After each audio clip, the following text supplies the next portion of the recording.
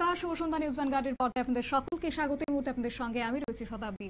ত্রিপুরা রাজ্যে বাঁশ বেতের শিল্প কিন্তু বিশ্ববিখ্যাত এবং সেই রাজ্যে এখন বাঁশের ফলন ভালো হচ্ছে।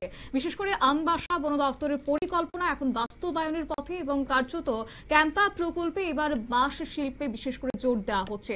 বন দপ্তরের আমবাসা রেঞ্জের তত্ত্বাবধানে রেঞ্জের অন্তর্গত মাসুরাইপাড়া এলাকায় 20 হেক্টর পাহাড়ে ভূমি জমি গড়ে উঠেছে বিশালাকার বাঁশ বাগান। 2023-24 অর্থবর্ষে ক্যাম্পা প্রকল্পে এই বাঁশ বাগান তৈরি করা হয়। মাসুরাইপাড়া এলাকায় থাকা আসাম আগরতলা জাতীয় সড়ক থেকে পায়ে হেঁটে বিভিন্ন পাহাড়ি পথ 3 থেকে 4 কিলোমিটার যাওয়ার পর এই বিস্তীর্ণ বাঁশ বাগান চোখে পড়বে। ফরেস্টার হারাধন পাল এক্ষেত্রে জানিয়েছেন যে 20 হেক্টর জায়গা জুড়ে প্রায় 22,000 চারা রোপণ করা হয়, যা বর্তমান সময়ে 1 লক্ষের বেশির উপর বাঁশ গাছ রয়েছে বলে তিনি উল্লেখ করেছেন। বিস্তারিত প্রসঙ্গ কি রয়েছে শুনুন। দিওলচরা বিটের অন্তর্গত এখানে 20 হেক্টর বাম্বু প্ল্যান্টেশন করা হয়েছে 2023-24-এ। তো এখানে আমরা প্রায় 22,000-এর উপরে চারা আমরা লাগাইছি। এখন প্রত্যেকটাই বাসের তো 4-5টা করে আমরা উঠছে।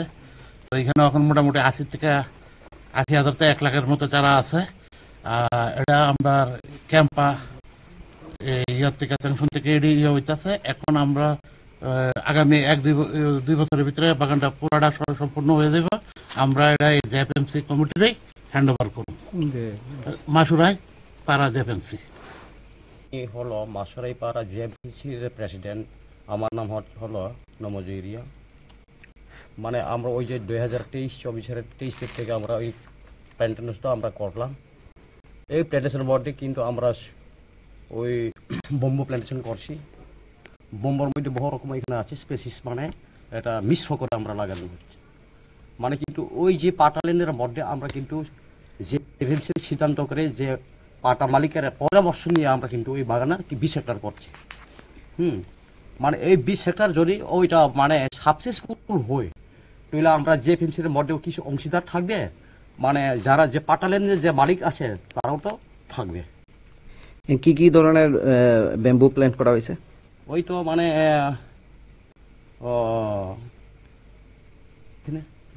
রূপই আছে, মেটিঙ্গা আছে,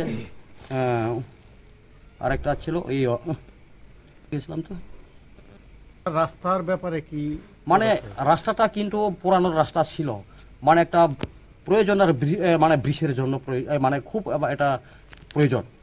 কিন্তু ওই ব্রিজ আগে কিন্তু পুরানো ছিল, কিন্তু ভাঙে গেছিলাম, কিন্তু পরবর্তী সময় করা হয়নি। কিন্তু ওই মানে আমরা যানবাহন ওই বাগানে করতে গেলে রাস্তার প্রয়োজন এবং ব্রিজের প্রয়োজন।